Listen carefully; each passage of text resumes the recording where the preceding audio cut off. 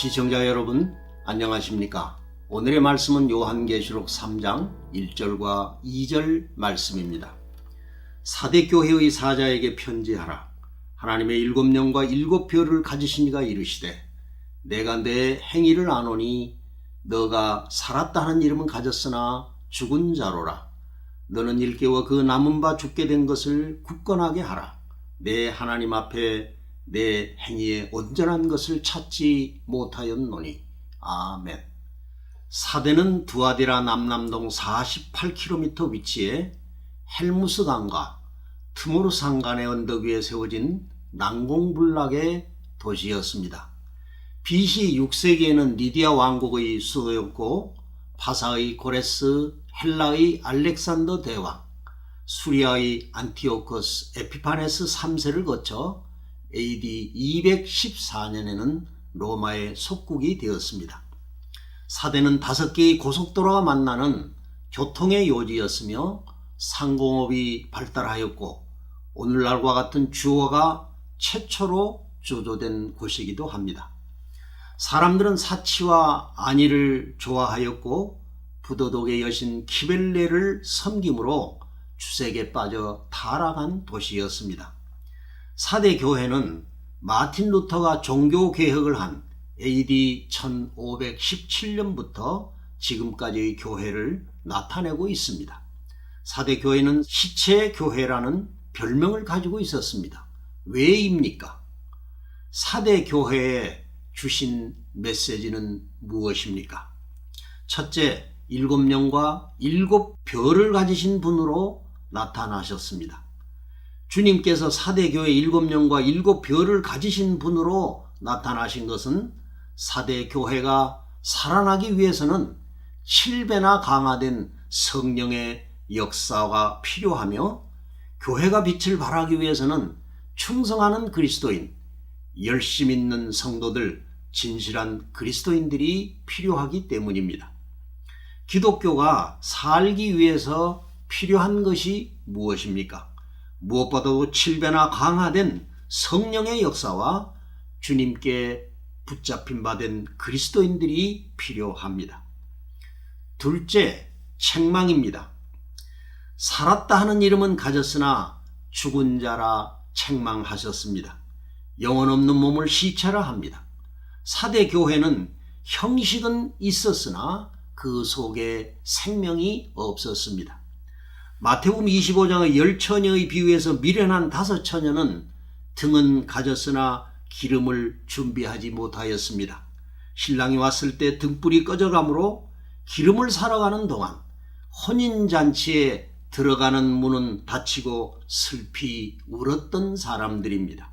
그러므로 그리스도를 향한 뜨거운 사랑과 열정을 회복하십시오. 환난과 시련 가운데서도 믿음의 진실과 인내를 가지시기 바랍니다. 나머지 것들도 죽어가고 있다고 하였습니다. 여기에 남은 것은 두아디라 교회와 같이 변절된 교회로부터 회복된 것을 말합니다. 개혁에 의하여 회복되었다 할지라도 형식만 남게 되었다는 뜻입니다.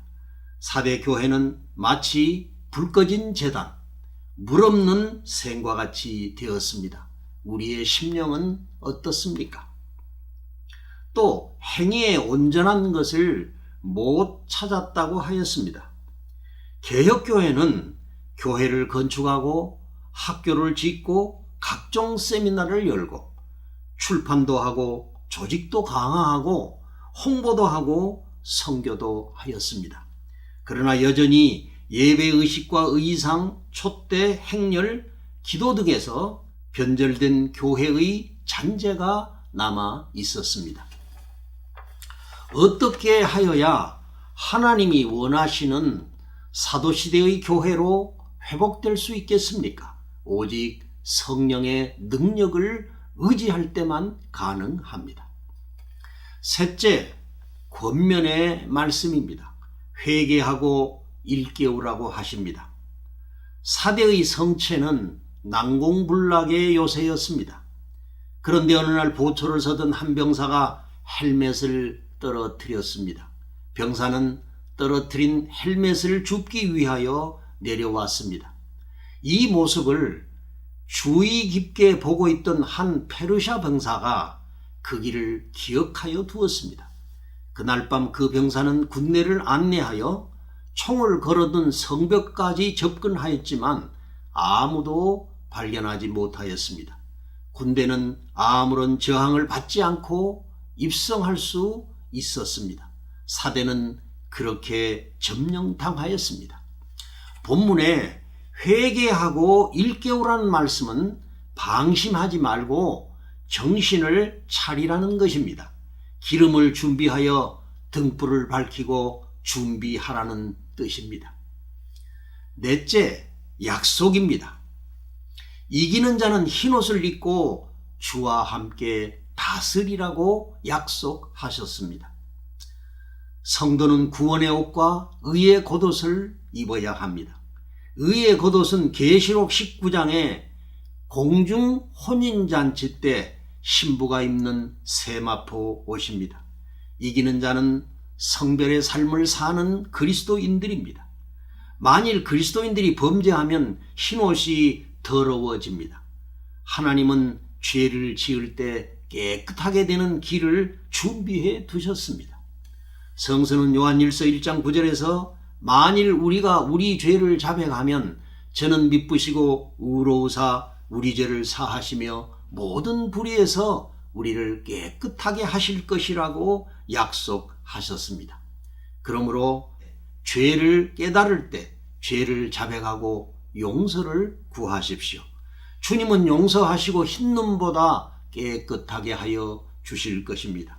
이사야 1장 18절에 오라 우리가 서로 변론하자 너희 죄가 주홍 같을지라도 눈과 같이 희어질 것이요 진홍같이 붉을지라도 양털같이 희게 되리라고 약속하셨습니다. 이기는 자는 생명책에서 그 이름이 흐려지지 않을 것이라 하였습니다. 사대 교회의 안타까운 문제는 소수의 그리스도인들만이 흰옷을 입고 주님과 동행하고 있었으며 태반이 그 옷을 더럽힌 상태로 있었다는 것입니다. 본문의 흐려지다라는 말은 훔쳐서 없애다, 지우다라는 뜻입니다. 예수 믿는다고 해서 죄를 지어도 회개하지 않아도 구원이 보장되지는 않습니다. 또 마태복음 7장 21절에 나더러 주여 주여 하는 자마다 다 천국에 들어갈 것이 아니요 다만 하늘에 계신 내 아버지의 뜻대로 행하는 자라야 들어가리라고 말씀하셨습니다. 이기는 자는 그 이름을 하나님 아버지 앞과 천사들 앞에서 시인하리라고 하셨습니다. 주께서 생명책을 펴시고 오는 왕국의 시대에 합당한 자를 부를 것입니다. 그때 이기는 자를 시인하시겠다는 약속입니다. 시청자 여러분, 주님은 내가 거룩하니 너희도 거룩하라고 하십니다. 흰옷을 입고 주님과 동행하시기를 바랍니다.